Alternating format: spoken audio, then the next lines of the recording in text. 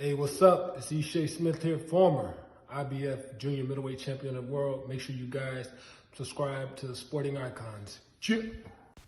So Deontay Wilder, he would say things along the lines of, my grandma said that I'm really special and the power that I possess, I don't know where it comes from, it's some kind of ancestry power. He would name his belt Sophia, and I'm led to believe that it comes from the god Sophia, the creator of the universes, all that kind of thing. That's why he named the WBC belt Sophia. And of course, he would repeatedly say words like one name, one face, one champion. Well, that never happened, did it? And then he would also say, more often than not, speak it, believe it, and you shall receive it.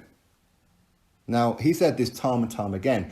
Now, anybody who lives in the real world will look at that, and for anybody who believes that if you speak it often enough and you start to believe it, then it will come true, well, we know that you're probably easily manipulated.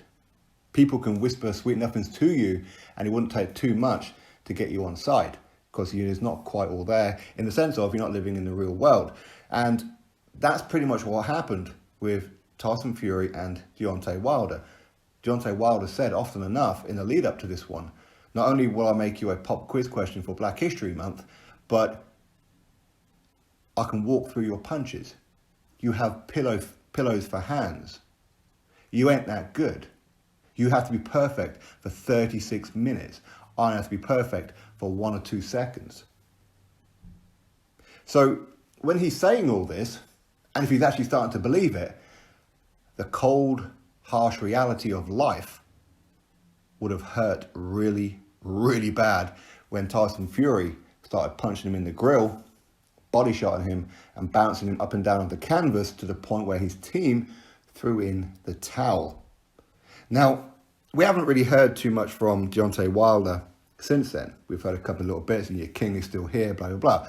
Now, but what we have heard is certainly bits from within the camp as well, such as his half-witted brother in Marcellus Wilder saying things like, well, Deontay had a dent in the side of his head. That means that Tyson Fury had loaded gloves. And we know this because the doctor who performed the autopsy told us this.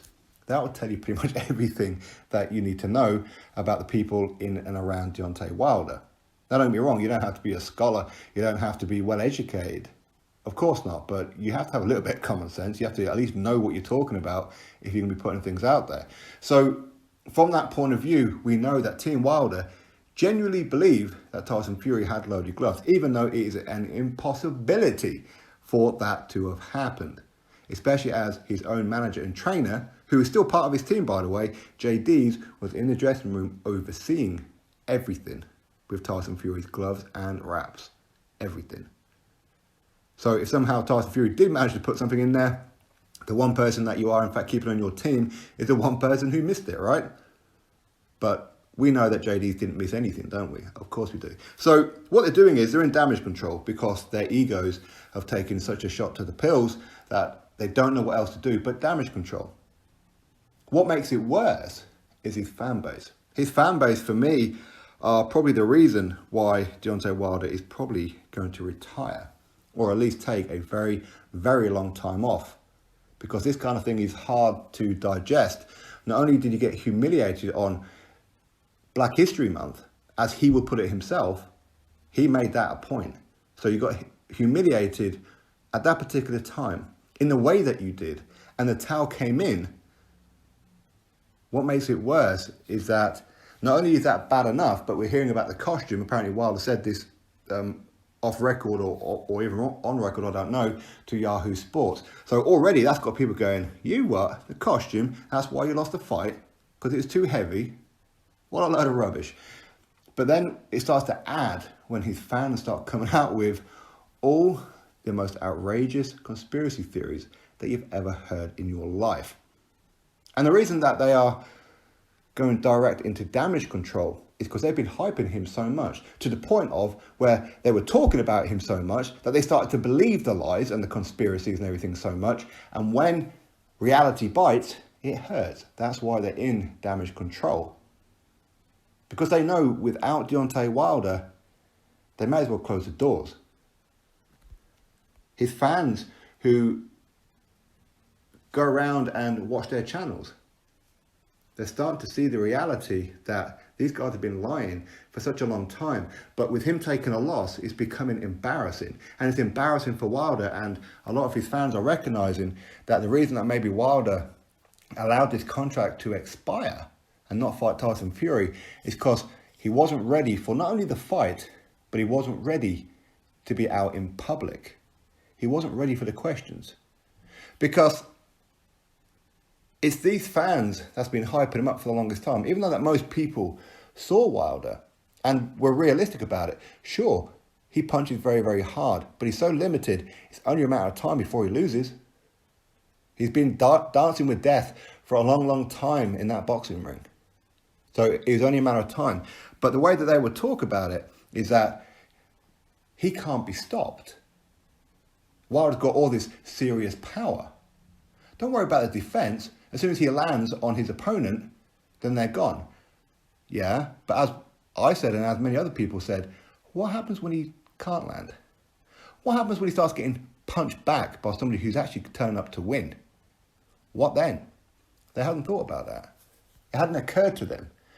All they ever thought about was him landing that big looping right hand on the back of their head, which is what he usually does anyway, and them opponents going to sleep. That's what they were seeing with Wilder. But that's not reality, though, is it? That's not reality. So when you hype everybody so much, or hype him so much, but then throw everybody else under the bus, you've got no one left. But in a sense, you guys have actually ended the career of Wilder. Because not only is it difficult, because he was starting to believe some of the crap that you guys were coming out with. Now, don't get me wrong, I haven't watched any of these guys for over a year, but I hear snippets and whispers of what it is that these guys say. For me, I won't give them not 1 second of my time. I really won't. Now, the things that I'm hearing, it must be humiliating for Wilder. It must be humiliating. It's one of the things for him to come out after a fight, no matter how that fight went, knowing that his ego has been kicked so hard that his lungs have lost all air. But at least you can kind of come out and say, I'm not exactly sure what happened. It was maybe a punch in round 2, or maybe a punch in round 3, or maybe a punch in round 4. I don't know. It just hit me. I felt dazed a little bit. I don't know what happened. Congratulations to Fury, but I am going to get him back in the rematch. That's all he really needs to say. But now he has to answer all the questions of, what about the costume? What about Tyson Fury having loaded gloves? What about Tyson Fury having no padding in the gloves? Quite how they come out with both of them, I have no idea, and people will still watch them. I mean, how can you have both? Anyway, it's what it is. The spiking of the water contributed to Wilder losing. Mark Breland was on Tyson Fury's payroll, or a member of Tyson Fury's payroll. That's why he threw in the towel. Mark Breland is no longer with the team. And the list goes on for these conspiracy theories that these guys were coming out with. It was probably too much for him to handle. Don't get me wrong, it would not surprise me in the slightest if he got hold of 1 or 2 of these guys and said, can you put out this story? Can you put out that story? And they're stupid enough to do it, by the way. If Wilder says that, well, right before the fight, he got punched in the throat by a granny, they'll probably put out that story. You know, they will say anything that Wilder tells them to say. Because again, they are much like him, where they're weak-minded enough that they're not leaders, they're sheep. That's what they do. That's why they have a group, because they can't function as individuals. They really can't. And whoever the leader may be, if you cut the head off, the snake will die. That's pretty much how it is. And that's what's happened with Wilder. Because his hype machine has been exposed as fraudulent.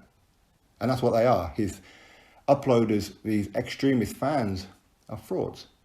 They've always been frauds. And they've contributed to, sure, they contributed to the hyping of Wilder, but because they did it so much and so wrong, they've contributed to the severe downfall of Deontay Wilder. Not just a downfall, but severe downfall. He didn't just hit the ground, he went through the ground. And it's very, very hard for him to claw his way back up. Very, very difficult, because it's embarrassing. Okay, so certain things didn't help as well. The fact that he's putting out twerking videos and what have you, but you know what, that is what it is. But for me, I see it as, it's actually his fan base that have somewhat forced him to retire. And the reason that they're in damage control, the reason that they're coming out with all kinds of excuses and this, that and the other, is for a number of reasons. First of all, they want a little pat on the back from Wilder. Of course, that's what they want. But also to save themselves. They don't want to lose you as subscribers. They want to keep you so you're watching them. Because if Wilder's gone, they have no content. So they're getting out as much as they possibly can. They're relying on other people's stupidity. And that's the truth of it. And I said this a couple of years ago about these guys. That's why I don't watch them. If you watch one, you've watched the rest. Don't get me wrong, maybe, I said I don't know, maybe one or two of them may have come out and are actually being realistic about the whole situation, saying, listen, man, stop it with the excuses. None of it's true. It can't be true.